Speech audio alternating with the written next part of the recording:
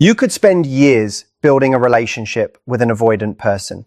You could show up consistently, you could give them your time, your energy, your emotional availability, but here's what happens.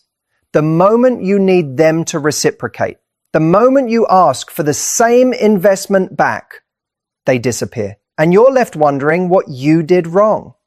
But you didn't do anything wrong. You were just never their priority. Because avoidants aren't actually loyal to people. They're loyal to something else entirely. And when you understand what that one thing is, everything changes. You stop blaming yourself. You stop trying harder.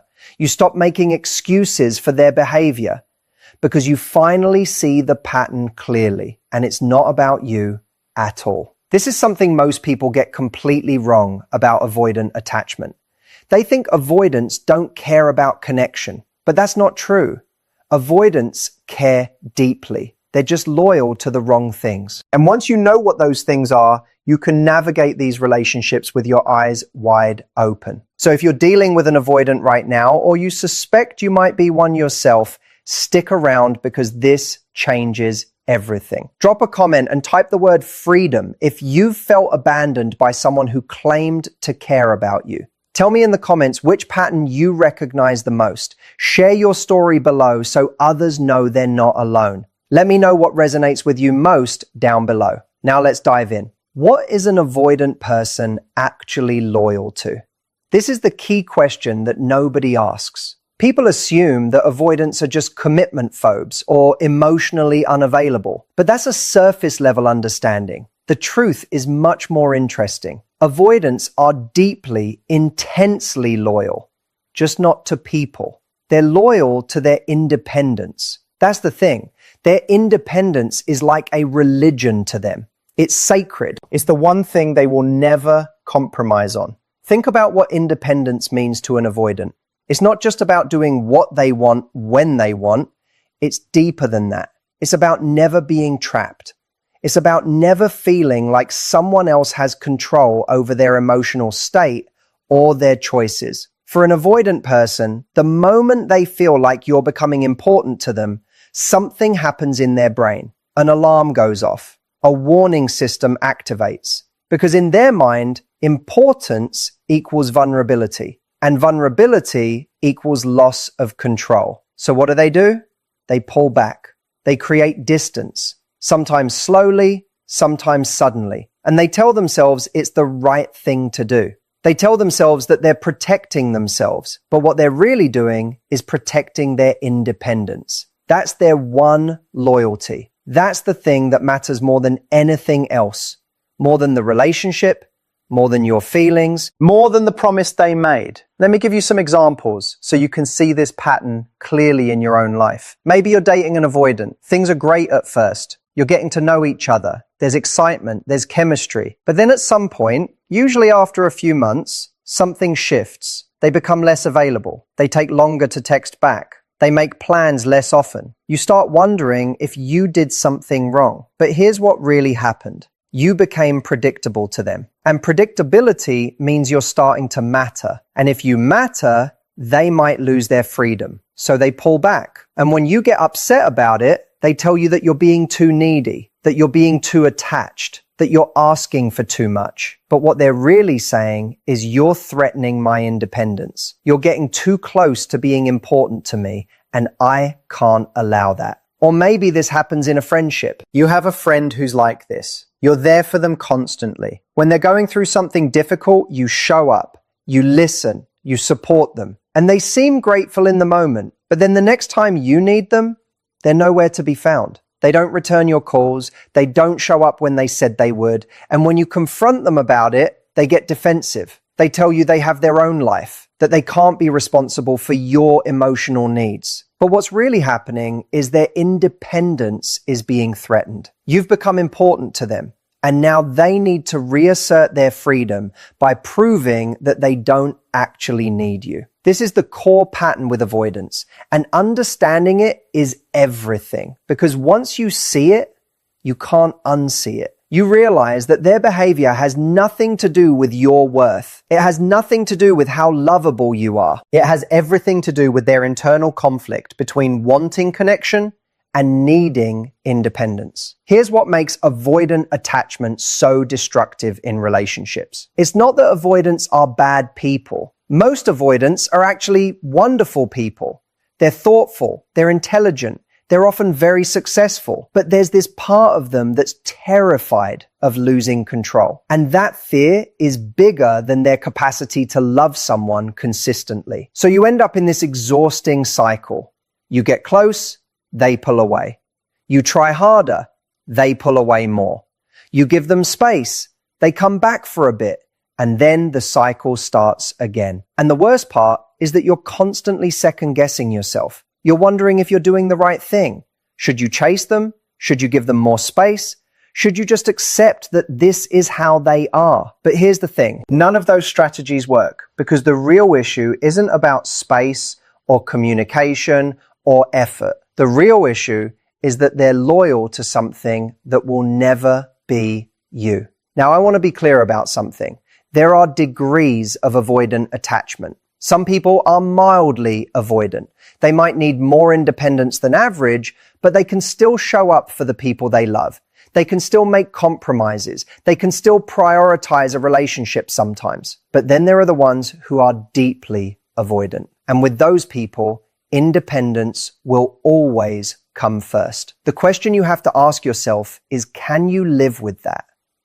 Can you be in a relationship with someone who will always choose themselves first? Because that's what you're signing up for if you're with an avoidant. You're accepting that when push comes to shove, they will prioritize their freedom over your relationship. They will prioritize their comfort over your feelings. They will prioritize their independence over your togetherness. Some people can handle that. Maybe they're avoidant too, and they understand the dynamic. Maybe they have their own independence that matters to them just as much. Maybe they're not expecting their partner to be emotionally available, and that's fine with them. But most people can't handle it. Most people need more. Most people need to feel like they matter. Most people need to feel like they're important enough to their partner that their partner will make changes and compromises for them. And that's where the real pain comes in, because you're trying to love someone who's incapable of being loved in the way that you need to be loved. You're trying to create intimacy with someone who is fundamentally terrified of intimacy. You're trying to build something lasting with someone who is always looking for the exit. So what do you actually do about this? How do you navigate an avoidant relationship? First, you have to stop taking it personally. This is crucial. You have to understand that their pulling away has nothing to do with you. It has everything to do with them. It's not because you're not good enough. It's not because you're too needy. It's not because you're lacking in some way. It's because they have this internal programming that says, when someone gets close, I need to leave. And that programming has nothing to do with you. It was installed long before they met you. Second, you have to set clear boundaries, because avoidance will test your boundaries. They'll see how much they can pull away and still have you available. So you need to be very clear about what you need. You need to say, I need consistent communication. I need to know where I stand with you. I need to feel like I matter to you. And if you can't provide those things, I need to walk away. And you have to mean it, because avoidance can smell desperation. If they know that you'll accept whatever crumbs of affection they throw your way, they will keep throwing crumbs. Third, you have to ask yourself if this is sustainable. Can you actually be with someone like this for the long term? Or are you just hoping that they'll change? Because here's the hard truth. Avoidance rarely change. They might get better at managing their avoidance. They might develop more awareness of their patterns, but the core loyalty to their independence doesn't usually change. They might work through some of their stuff in therapy, and that's great. But at the end of the day, they're still going to prioritize their freedom in ways that feel painful to you. So you have to be honest with yourself.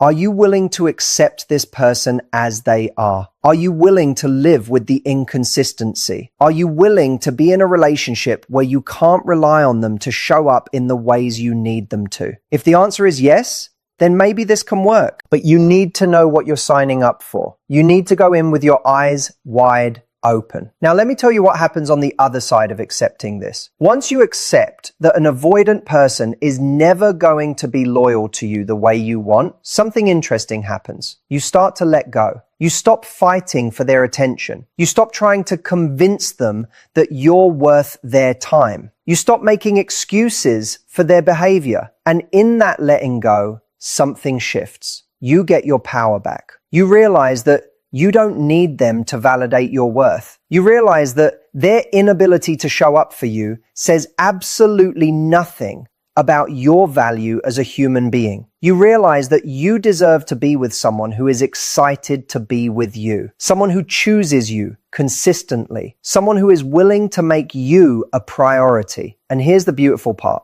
The moment you genuinely accept that you deserve better, that's usually when one of two things happens. Either the avoidant person suddenly feels your withdrawal and starts to panic because they realize they might actually lose you, and that can sometimes trigger them to start working on their stuff. Or you actually do walk away and you find yourself with someone who is capable of meeting you where you are. But notice that in both scenarios, you had to let go first. You had to stop being available. You had to stop trying. You had to accept that their independence is more important to them than you are. And from that place of acceptance, things can actually shift. I want to talk about something else that's really important here. A lot of people who are in relationships with avoidance tend to be anxiously attached. There's usually a dynamic where one person needs reassurance and consistency, and the other person is running away from that very thing. And this creates a really painful pattern. The anxious person is usually the one who's doing all the work. They're trying to figure out what the avoidant person needs. They're trying to communicate better. They're trying to give space. They're trying everything they can think of to make it work. And the avoidant person is usually the one who's blaming the anxious person for being too much, for wanting too much, for needing too much. But here's what's really happening. The anxious person is asking for basic emotional needs to be met. Things like consistency, reliability, and feeling valued. These are not excessive asks. These are normal, healthy relationship needs. But to an avoidant person,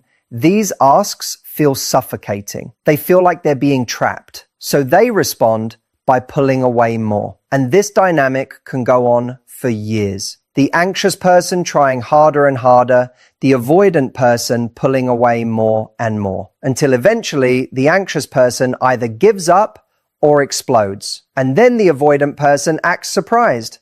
They act like they don't understand what went wrong. But what went wrong is that they were never actually capable of being in a reciprocal relationship. This is why understanding avoidant attachment is so important. Because if you're anxiously attached, you need to know that there's nothing you can do to fix an avoidant person. You can't love them into security. You can't prove to them that you're worth opening up for.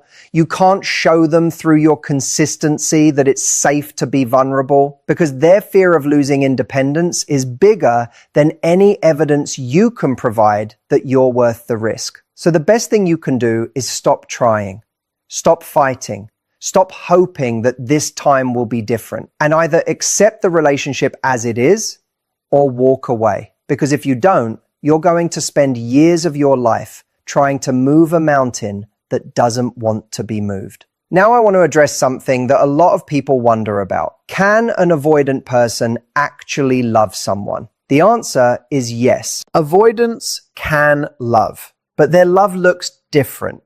Their love is conditional on their need for independence being protected. So they might love you when there's distance. They might love you when you're giving them space. They might love you when there's no expectation of emotional intimacy. But the moment they feel like love is requiring something from them, the moment they feel like you need them in a way that's threatening their independence, that love gets really hard to access. It's kind of like they have a thermostat, and the thermostat is set to a certain level of closeness. Once you go above that level, a switch flips, and they start to cool down, and they pull away. And they don't even realize that they're doing it because it's so automatic. It's a defense mechanism. It's how they protect themselves. So their love is real. It just has limits. And those limits are determined by how much independence they need to feel safe. Once you understand that, you can start to work with it instead of against it. You can figure out what level of closeness they're capable of. And you can decide if that's enough for you. But here's the thing. Most people don't want that kind of limited love. Most people want to be all in. Most people want to know that their partner is all in too. And if that's what you want, then an avoidant person is not the right choice for you. And that's okay. That's actually a really healthy realization to have. Let me talk about what happens if you are the avoidant person in this scenario. If you're the one who has the avoidant attachment style, maybe you're listening to this and thinking, oh man, this is me. This is exactly how I operate. Well, first of all, I'm glad you're getting some clarity on your patterns. That's actually the first step to change. But I want you to understand something.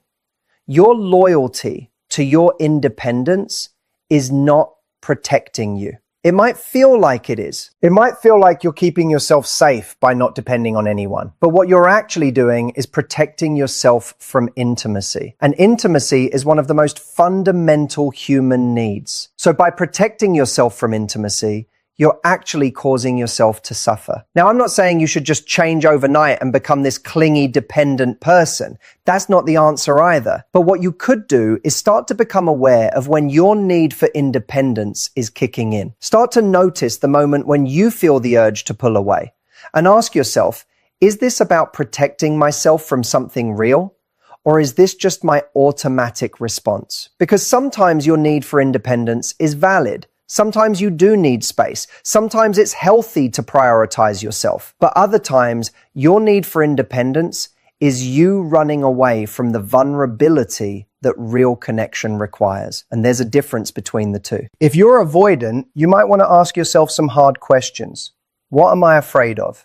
Am I afraid of being controlled? Am I afraid of losing myself? Am I afraid of being abandoned? Am I afraid of not being enough? Because your avoidance is usually a response to some underlying fear. And until you identify that fear and work with it, you're going to keep repeating this pattern. You're going to keep pushing away people who care about you. You're going to keep convincing yourself that independence is more important than connection. You're going to keep telling yourself stories about why you don't need anyone. And you're going to live a life that looks successful on the outside, but feels empty on the inside. Because here's what nobody tells you about avoidance. They're often the loneliest people in the world. They've built all these walls to protect themselves. They've made independence their religion. But deep down, there's usually a scared kid in there who just wants to be loved, who wants to be accepted, who wants to matter to someone.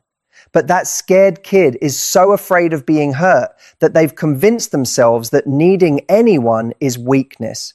So they push everyone away. And then they sit alone and wonder why nobody sticks around. And they blame it on the other people. They say people are too needy, people are too clingy, people want too much. But the real issue is that they won't let anyone in. So if this is you, I would encourage you to start working on that. Start going to therapy. Start examining your fears. Start asking yourself, what would happen if you actually let someone matter to you? What's the worst that could happen? Because usually when you actually examine it, the worst case scenario is not as bad as your nervous system is telling you it is. Now I want to give you some practical things you can do if you're in a relationship with an avoidant person. Because understanding the pattern is one thing, but knowing what to do with that understanding is another. First, stop chasing. This is so important. If you're the anxious person and you're chasing an avoidant person, you're just reinforcing the dynamic. They pull away, you chase. They pull away more, you chase harder. It's a cycle that doesn't end. So you need to stop. You need to get comfortable with the distance. You need to practice not reaching out. You need to practice sitting with the discomfort of not knowing where you stand. Because the moment you stop chasing, things shift. Second, communicate your needs clearly. Don't hint at what you need. Don't hope that they'll pick up on your cues. Actually tell them. Tell them, I need consistent communication. Tell them, I need to know that you care. Tell them, I need to be a priority sometimes. And then watch what they do, because their actions will tell you everything you need to know about whether they can meet your needs. Third, set a timeline in your head. If things don't improve by this point, I'm going to walk away. This helps you not get stuck in the hoping phase for years and years. It gives you a goalpost, because without a timeline, you can stay stuck indefinitely. You can keep telling yourself that change is coming, that they're working on it, that it will get better. But time will just pass and nothing will change. And you'll be 5 years down the line in the same situation you're in right now. Fourth, work on yourself. Go to therapy, work on your anxiety, work on why you're attracted to unavailable people, work on your self-esteem. Because if you don't work on yourself, you're just going to keep finding yourself in the same dynamic with different people. Fifth, grieve what this relationship actually is, not what you want it to be. Stop hoping that they'll change. Stop telling yourself that if you just love them enough, they'll open up, because that's setting you up for disappointment. Instead, grieve the fact that this person is not capable of giving you what you need, and then decide if you can live with that. Okay, let me shift gears here and talk about something that I think is really important. The difference between someone who's avoidant and someone who's just not that into you. Because these can look very similar from the outside. An avoidant person pulls away. Someone who's not interested also pulls away. So how do you know which one you're dealing with? Here's the key. An avoidant person will pull away periodically, but they'll also come back. They'll create a cycle. But someone who's just not interested will gradually fade out and move on. An avoidant person will have moments where they seem really connected to you. They'll text you at 3 a.m. They'll share something vulnerable. They'll show up when they're having a good day, but then they'll disappear again. Someone who's not interested won't have those moments. They'll just be consistently unavailable. Also, an avoidant person usually has a pattern of this in all their relationships. They've been this way with other people too. So if you can find out about their past relationships, you might see the pattern. But someone who's not interested in you specifically might be perfectly capable of being present with someone else. So if you're trying to figure out which situation you're in, look at the pattern, look at the history, look at whether they have moments of connection or whether they're just consistently gone.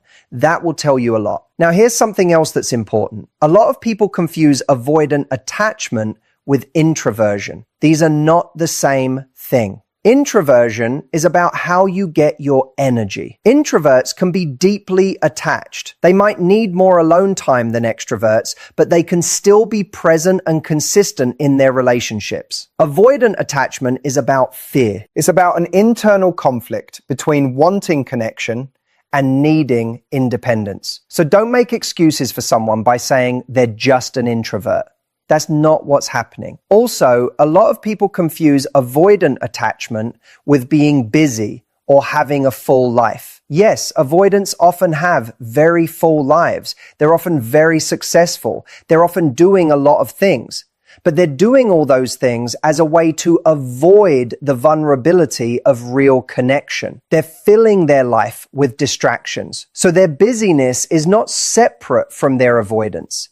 It's actually part of the same pattern. So if someone is telling you they're just too busy for a relationship right now, be careful, because usually what they're really saying is, I don't want to be that vulnerable with you. I don't want to depend on you. I don't want to make you important in my life. And maybe that's true. Maybe they really are just not in a place for a relationship. But maybe they're also an avoidant person looking for a reason to justify their distance. Let me talk about something else that I think is important. The role of social media in avoidant relationships. A lot of avoidants are very active on social media. They're posting, they're engaging with strangers, they're building their personal brand, they're creating content, but they're not actually letting their real relationships develop. And this is really interesting because it allows them to feel connected without actually being vulnerable. On social media, you can create a version of yourself that's curated. You can show what you want to show. You can hide what you want to hide. So an avoidant person can be very present online while being completely unavailable in their real life. And a lot of times their romantic partner has no idea about their online life, or they know about it, but they're not included in it. This is a huge red flag, because if someone is actively building a community and sharing with strangers, but they're not sharing with you, that's telling you something.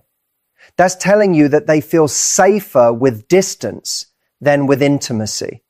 They feel safer with an audience that they don't have to actually connect with than with the one person who's asking for a real connection. All right, let me talk about what happens in the long term if you stay with an avoidant person. I want to be really honest about this. If you're in a relationship with an avoidant and you're not avoidant yourself, and you have needs for consistency and emotional availability, staying in this relationship is going to take a toll on you over time. You're going to start to doubt yourself. You're going to start to think there's something wrong with you. You're going to start to feel less than, because their inability to show up for you is going to feel like a rejection of you. Even though it's not, even though it's actually about them, your brain is going to interpret it as a reflection on your worth. So over time, your self-esteem is going to take a hit. Your mental health is going to take a hit. You might develop anxiety. You might develop depression. You might start to feel numb. You might start to lose yourself trying to figure out how to make this person care about you. This is why I'm saying you need to really think about whether this is worth it, because your mental health and your self-esteem are not negotiable. They matter more than this relationship. Now, let me talk about something positive. Let me talk about what happens when you finally decide that you deserve better. When you finally walk away from an avoidant person. At first, it's going to hurt. You're going to miss them. You're going to remember all the good times. You're going to forget why you left, and you're going to be tempted to reach out. This phase can last for weeks or months or even years, depending on how long you were together and how deeply you were invested. But eventually, something else happens. You start to feel relief. You start to realize how much energy you were spending trying to make someone care about you.